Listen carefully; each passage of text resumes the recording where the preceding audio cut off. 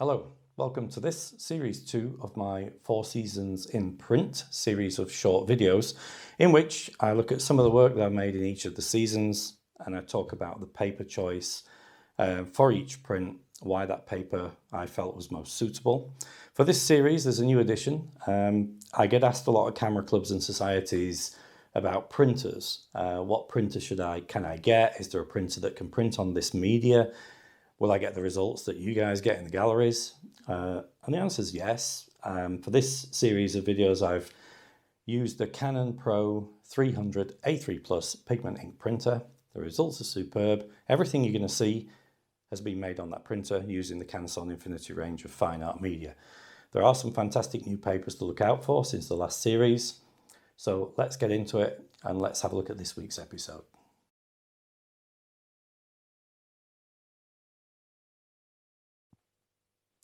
Okay, so this is episode 1 and we're in spring. These videos are being made in May 2023. So spring is still with us. So I thought I'd kick off with the spring episode. And the first picture I'd like to talk about is this one. This is a picture made a couple of years ago up at Penmon Point on Anglesey. It's a lovely picture. It was quite a breezy day, so there's lots of movement going on. I wanted to try and capture that movement, try to sort of instill a sense of movement within the actual finished photograph. So I've used a Lee Filters big stopper to generate a time. It's probably somewhere between 1 and 2 minutes. But in that time, obviously, anything that's static will remain the same. So things like the lighthouse here, and I believe this is Puffin Island, and the foreground rocks. These are all going to remain the same because they're not moving. But anything that is moving, for example, the water, is going to be rendered a little bit more artistically, shall we say. And obviously in the clouds, you've got that real sense of things moving around. So the image itself is nicely composed. It's almost a 50-50 split. This is because of the power of the sky. I do like skies. If you look at my website, you'll see there's obviously skies in most landscapes. But where the sky is powerful, it will sit within the picture. So the things that exist within the sky tend to dictate to me how much of that sky will be shown in the image. When it came to choosing a paper for this particular print, this is the first one of the new groundbreaking innovative papers from the Canson Infinity range. This is, to my knowledge, the world's first pure white matte fine art paper that contains no optical brighteners. So optical brighteners are added to papers. The benefit you get is a brighter, whiter paper. The disadvantage is a brightener is basically a bleaching agent, which over time could damage the image with regard to changing the colours and how they're perceived, so the light fading, that kind of thing. So this paper has no brightness in. It's incredibly smooth, and the reason I've gone for the smooth paper, this is Arch 88, and it's sometimes I want to preserve the thing that I've strived to capture. So in this picture, I wanted to capture this sense of movement. And the result is this quite smooth, it's almost like if it was an artist, it's really smooth brushstrokes. So I want to preserve that smoothness. So I don't want anything to detract from this smooth area. So I've gone for the smooth paper. So for me, it works a dream. The printer, the detail is phenomenal. The Canon Pro-300 constantly delivers great results on these medias. This is quite a heavy 310. It's quite thick. It's made on a cylinder mold. So the fibers and the linkners used in this paper, they're twice as long as in some of the man-made machines that make other museum-grade paper. So it's quite a nice, heavy paper to handle, and the printer handles it really well. So that's the first picture, Incoming Tide at Penmon Point.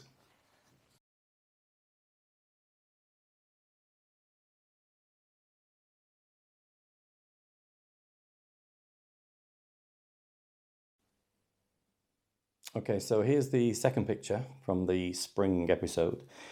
This is a picture made up at Robin Hood's Bay on the Yorkshire coast, and it's full of sort of warmth, really. Nice sort of summery feel, even though it's spring. So obviously you can tell by the trees there are no leaves on there, so it's not quite, although it looks like a really nice day, it's just when things are turning, and shortly after this these trees would have been full of leaves. There's a nice little rainbow here. This was made on a trip with some friends and we were staying in a hostel just right by here, and it rained, and then the rain cleared, and we spotted that it was a rainbow forming. So grabbed this image handheld before the rainbow disappeared. Now this image, again, you can see here there's this 50-50 split, which is probably something I do probably about 25% of the time. Normally it works out more nearer the thirds, to be honest.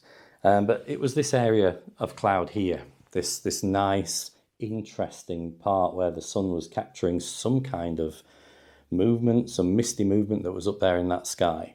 And obviously the rainbow was in play as well. For this image, I've chosen the Canson Infinity Platine fibre rag, which you'll remember from the last series. The platine is a fibre-backed, pure sort of museum-grade rag paper. But it's got a fantastic ability to handle, I keep saying this, images that are full of midtones. I just think this paper is absolutely brilliant for them. And if you look at this, it's full of midtones. So what's a midtone? Well, a midtone is obviously a sort of a mid-grey, let's say. But mid-grey happens to be the same in photography as blue, these kind of warm reds and greys that we can see in the properties, these greens in the trees. So this is an image full of midtones. This is one of those images where the photographer would have been delighted to see a histogram that was kind of a hump in the middle of the sort of box that the histogram's displayed in. So it's full of midtones. It's got a nice bright feel. I wanted it to be more of a traditional photograph than something a bit more abstract, maybe using the matte papers. So for this one, I've gone for one of my go-to papers, which is the Platine fibre rag. Full of detail. It details something obviously that's critical to photographers, and just one more word about the printer on detail. The detail in this image is really phenomenal. So that Canon Pro-300 really can get detail down. So you can mix it with these media and you can get fantastic results. So that's the second picture, which is called Catch the Rainbow, Robin Hood's Bay.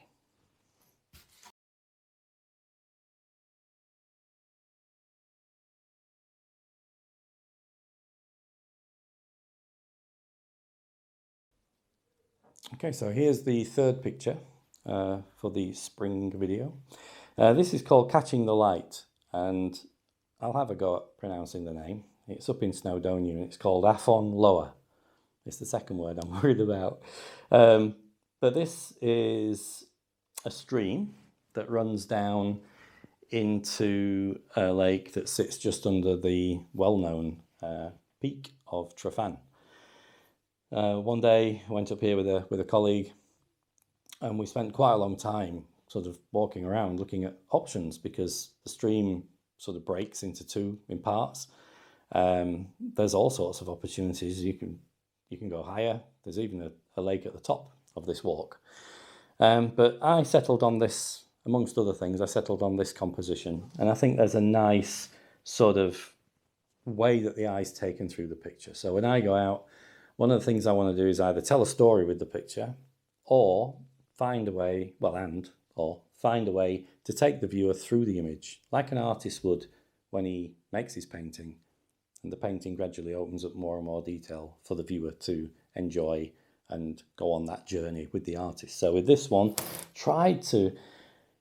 it was difficult because the light was changing, the sun was coming up. It's a beautiful morning, it's quite menacing really, but the sun's starting to catch the landscape, as you can see.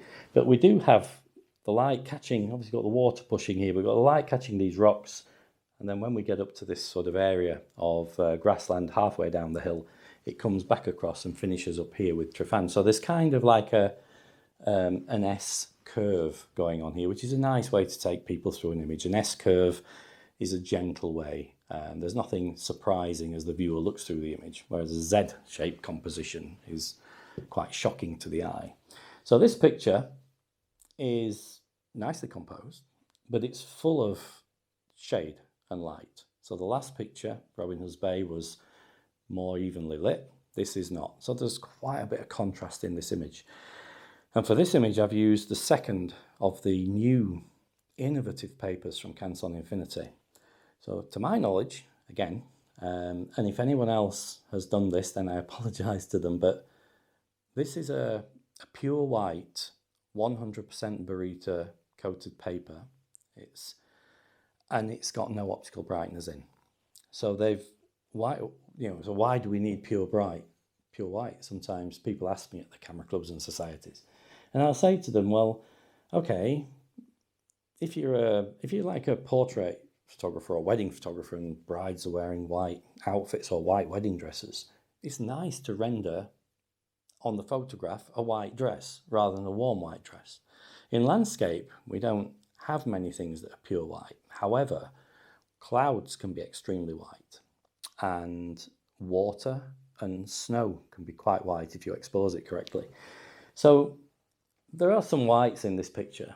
This paper also has potentially the highest Dmax of any paper in the world, which means it has the highest ability to get down blacks on paper. So it's fantastic for images that are full of contrast, is where I'm trying to lead to.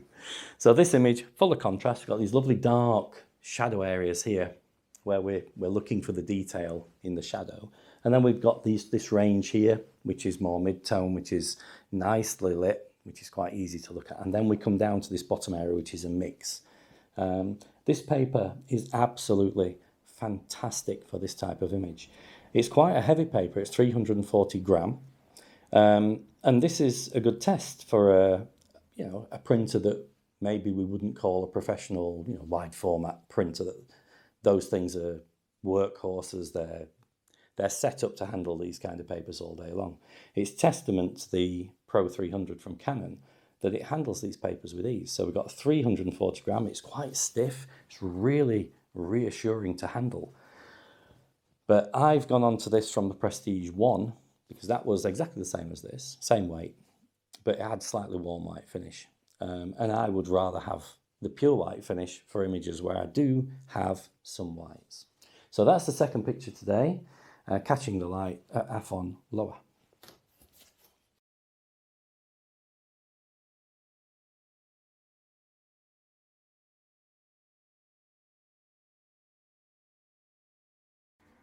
So this is the fourth image of 5 in this spring episode. This is a place I know well. It's one of the places I first started going to make pictures, really. It's called Sutton Bank, and it's up near Thirsk in North Yorkshire. I'm stood on the edge of Sutton Bank here, looking out over this fantastic view, which takes in this little secret lake that I believe even today we don't really know the origins of it. It's obviously some underground springs of some kind. Here we've got a little pointy bit, which is Hood Hill. And as we go around Sutton Bank, this is Whitestone Cliff. If you go around the corner, keep going, you'll end up on Rulston Scar. Both offer fantastic views across the Vale of York over to Harrogate, and you can see the Pennines in the distance. So it's a lovely spot. And the 3 times I like to visit. I like to go in the autumn, when we've got autumn colour. I like to go in the summer, when we've got the heather turning, because there's heather on the edge of this escarpment. And also I like to go in spring, because in spring it can be a little bit like autumn on steroids. So we get this brand new colour. This was at the end of a workshop, a one-to-one I did on the Yorkshire coast with a chap, and he wanted to come back via Sutton Bank. So we came up here and we were met with these beautiful colours. We got here probably about half an hour before this, and we were really pleased that the sun peeped through all this sort of hazy cloud that was hanging around, and it managed to catch some of the landscape. It's the light in this that really sort of makes the picture, the light and the colours. So whereas some of the pictures we've seen in this episode have been sort of 50-50 split, this sky's not that interesting. So as long as I could keep in this little bit of interest here, this white sort of band that ran across, that's where I wanted to end the picture. If you go higher up, it was all just clear blue. So again, the sky's kind of dominating, how the picture is split up. And then obviously I have to take care in, like we all do, take care in what I want to show, make sure the borders are tidy, make sure everything fits together, and just make sure that people can enjoy the view. Now this print is made on one of the new papers, again, from Canson Infinity. This is called BFK Reeve, and this is the pure white version. It comes in 2 versions. They've done BFK Reeve White and BFK Reeve Pure White. So you can have a slightly warmer touch, or you can have the pure white version, whichever, you've got a choice. But this is very similar to the Arch 88. It's 100% cotton. It's pure white. There are no optical brighteners. Again, this is groundbreaking stuff. But the thing about it, it's got a slight surface texture. And that slight surface texture can just help if we're looking to add a new dimension or a new element to a certain part of an image. So for example, if you look at this sky, it is quite smooth, and it's not the most powerful sky you'll ever see. And it would have been absolutely fine to print this on the Arch 88 and just maintain that sort of feeling there of, haze and smoothness. But I wanted to just put something a little bit different into this picture. So this has got this slightly textured surface, which for the viewer, if you were to, one of the comments I get a lot is, well, when it's behind glass, you can't tell, which is a fair comment. However, if you put it behind the sort of I don't like the word non-reflective. If you put it behind the modern art glasses, something like True View or Art Glass, where the glass basically is invisible, so you are literally looking at a sheet of paper.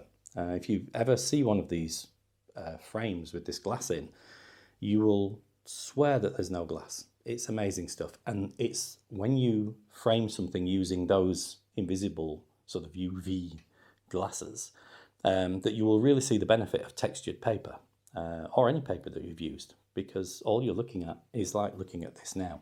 So you can see detail on paper.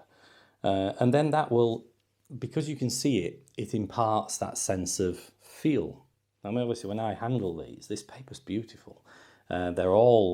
Most of them are 310 gram. They hang beautifully. They're fantastic for showing exhibitions. They're fantastic for framing and putting in galleries. But when you can see the texture on the surface, you do get a sense of feel, even though it's a visual feel, if that makes sense. So it's just a little something, a little nuance that some of these papers can bring to your photography. So it's a beautiful paper. Another thing that I was interested to find out, and you'll see it again in one of the later episodes, because there's such a slight dimpled texture, how it would sort of change the way that detail shows. So in the foreground here, we've got these trees and there are leaves, obviously, and branches. And the theory goes, the smoother the paper, the more detail you're going to see. Every single paper canson make is fantastic for detail. And I think sometimes if we use a textured paper, it shows the detail in a different way. And because it's got this slight dimpleness, it can almost create a slight 3D sort of look in areas where there's lots of detail like leaves. It's a difficult one to explain. I'm not very good at explaining things like that. I normally use rubbish analogies, but I'm trying not to. So that's the fourth picture today.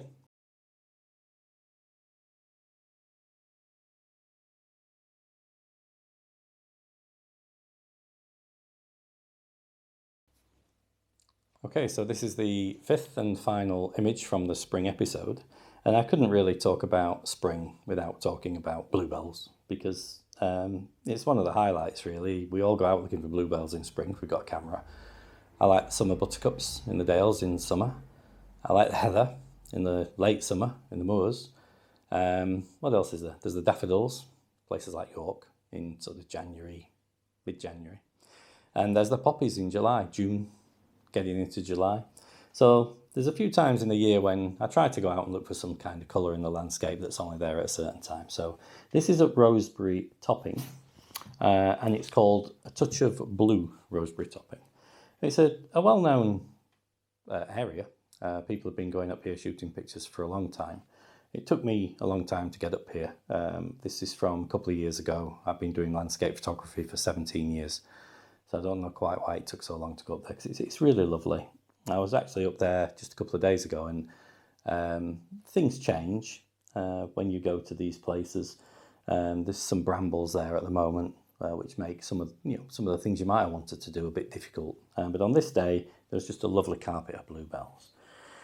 The feel of this picture, well, it's kind of a layered picture. It's presented to the viewer in, let's say, thirds. But it's thirds, it's in bands. So the foreground band is full of this detail, the bluebells. Then there's a mid band, which is kind of the mid ground, really, going up to the topping in the distance. This is all sort of a warm sort of area with some sort of yellow tones and stuff going on. And then we've got the top, which is more of a dramatic band. So there's 3 bands going across the picture. Now this is predominantly mid-tone. There's, this is blues and mid-tone and green and yellows mid-tones. But for this one, I didn't use the plateen. There's a hint of menace in the sky. So I wanted to use something that would perhaps pop the contrast a little bit more. And this is the second time in this episode that I've gone to the new Barita Prestige 2 from Canson Infinity, the 340 gram high D-Max, beautiful paper. It really is lovely. If you really, any image and you want to really make your contrast sing, it almost makes some of them 3D. It really, really does a good job. And remember, there are no optical brighteners in this. The printer, again, testament that it can handle these 340 gram papers. The pigment inks are fantastic. It has a unique red cartridge, and the red really helps, obviously, with anything that's red, like a Ferrari or a post box, that kind of red. But anything where red is used as a mix, where it can enhance and maybe present a more accurate version of an orange or a yellowy gold or whatever. So the red cartridge really does seem to add to the pictures. There's another cartridge that's amazing, which I'll talk about in one of the later episodes. But for now, suffice to say, the first 5 prints all look amazing. Printer's done a great job. The papers are fantastic. And that concludes episode 1 of series 2 of 4 Seasons in Print, which was spring. So until next time, thank you.